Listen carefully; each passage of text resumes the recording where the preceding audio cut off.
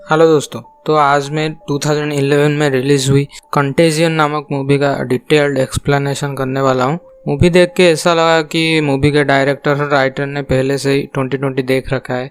मतलब अभी जो कोरोना वायरस और लॉकडाउन ये सब चल रहा है, ये सब देख रखा है। मूवी बहुत ही रियलिस्टिक लगा मुझे।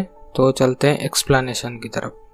तो पहले सीन में हम लोग बेथ को देखते हैं जो कि हांगकांग से यूएस जा रही थी।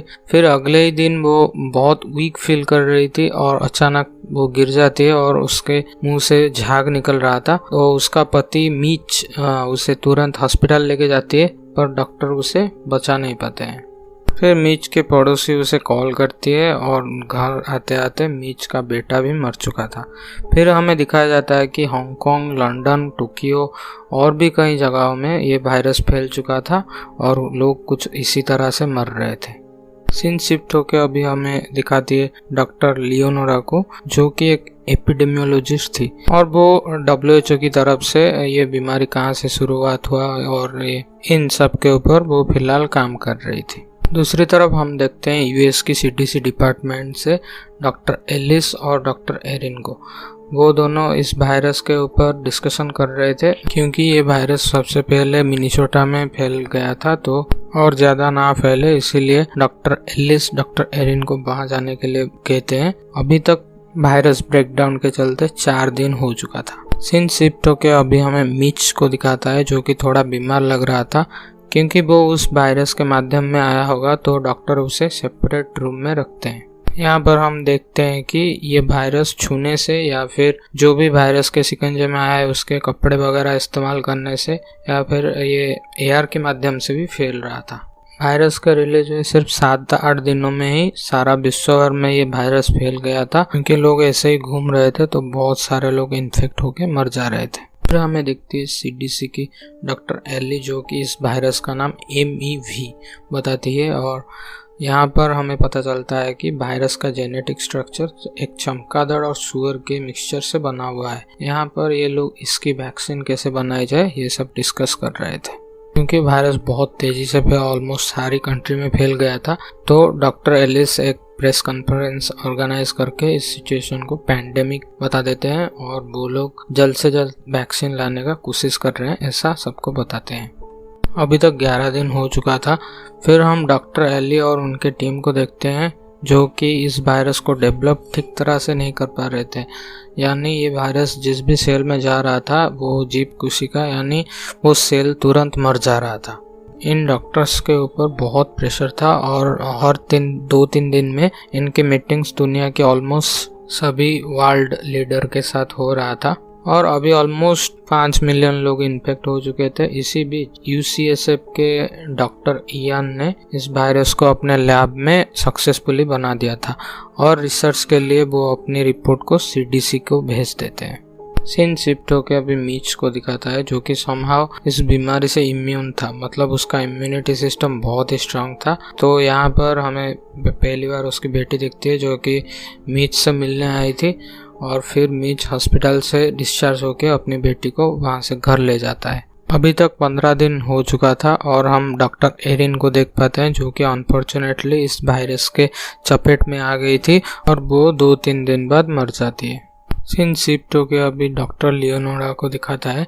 अभी डॉक्टर लियोनोरा को पता चल चुका था कि सबसे पहली मौत बेथ की हुई थी और ट्रैवलिंग हिस्ट्री के अनुसार वो मरने से पहले हांगकांग से लौटी, तो फौरन वो हांगकांग के लिए रवाना हो जाती है। वो हांगकांग जाके वहाँ का एपिडेमियोलॉजिस्ट सन फेंग से मिलती है और बेथ कहाँ गई थी और कैसे ये वायरस उसके माध्यम से फैला और के ऊपर वो दोनों काम करते हैं। उसे पता लगता है कि बेथ फ्लाइट के ठीक 1 रात पहले कसिनो गई थी और उसी डायरेक्शन में वो इन्वेस्टिगेशन करने लगती है। कसिनो की सारी फुटेजेस चेक करने पर उन्हें पता लगता है कि बेथ का इन्फेक्शन वहीं से शुरू हुआ और वहाँ से फिर एक वेटर को इन्फेक्शन हुआ और फ्लाइट से आते वक्त कहीं और लोगों को ये इन्फेक्शन हो गया और ऐसे ही वायरस चारों तरफ फैल गया। यहाँ पर डॉक्टर लियोनोरा का काम खत्म हो गया था तो वो वापस WHO की हेडक्वार्टर के लिए निकल जाती है, लेकिन रास्ते में ही सन फेंग उनका किडनैप कर लेता है ताकि डॉक्टर लियोनोरा के बदले फेंग और उसके लोकल लोगों को सबसे पहले वैक्सीन मिल सके।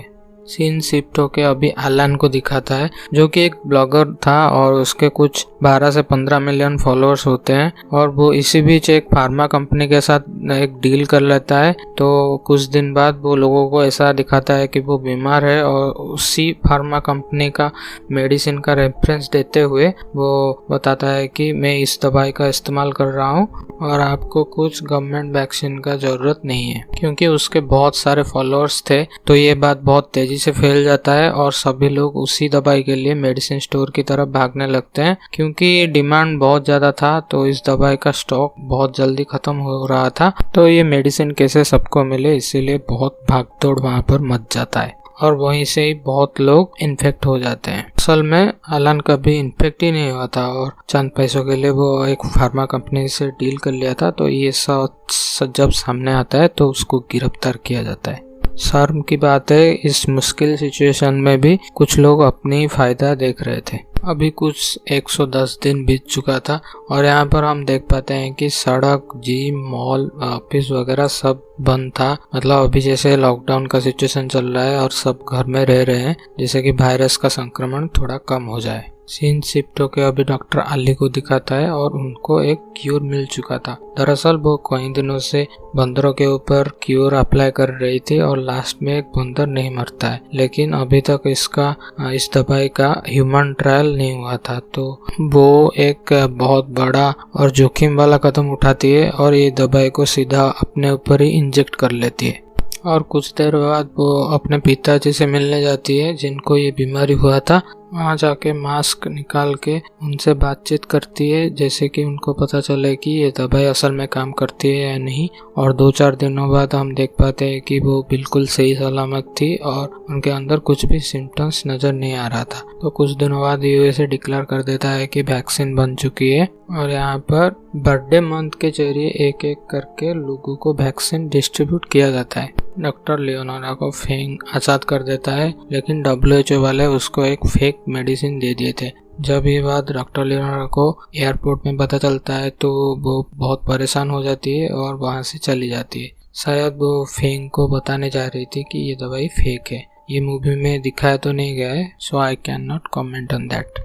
मूवी का अंत में हमें दिखाया जाता है कि असल में वायरस कैसे फैला। तो हांगकांग में एक बुलडोजर ने एक पेड़ को गिरा दिया था, तो वहाँ रह रहे कुछ चमगादड़ वहाँ से उड़ के चले जाते हैं और उसमें से एक चमगादड़ ने जाके एक केले के पेड़ में बैठता है और फिर वहाँ से उड़कर वो एक पिग फार्म में चला जाता है और उसके मुंह से वो केले का एक टुकड़ा गिर जाता है। तो एक सूअर इस टुकड़े को खा लेता है। नेक्स्ट डे उसी सूअर को मार के उसे रेस्टोरेंट लिया जाता है। वहाँ पर एक शेफ वो पिग को साफ कर रहा था और फिर कोई उसे बेत के साथ फोटो उठाने के लिए बुलाता है और वो हाथ ना धो के ऐसे ही चला जाता है। और ऐसे ही वो शेफ और बेत के जरिए ये वायरस पूरी दुनिया में फैल गया था। यहाँ पर मूवी खत्म हो जाता है। अगर मेरा एक्सप्लेनेशन आपको पसंद आया तो प्लीज़ लाइक करके जाना और ज़्यादा ही पसंद आएगा तो शेयर भी कर देना अपने दोस्तों या फिर जिसके भी साथ आप शेयर करना चाहते हो। और ऐसे ही मेरे चैनल पे बहुत सारे वीडियोस अवेलेबल है, तो प्लीज़ चेकआउट कर देना और सब्सक्राइब भी करके जाना। मिलते हैं नेक्स्ट वीडियो में। Thanks for watching.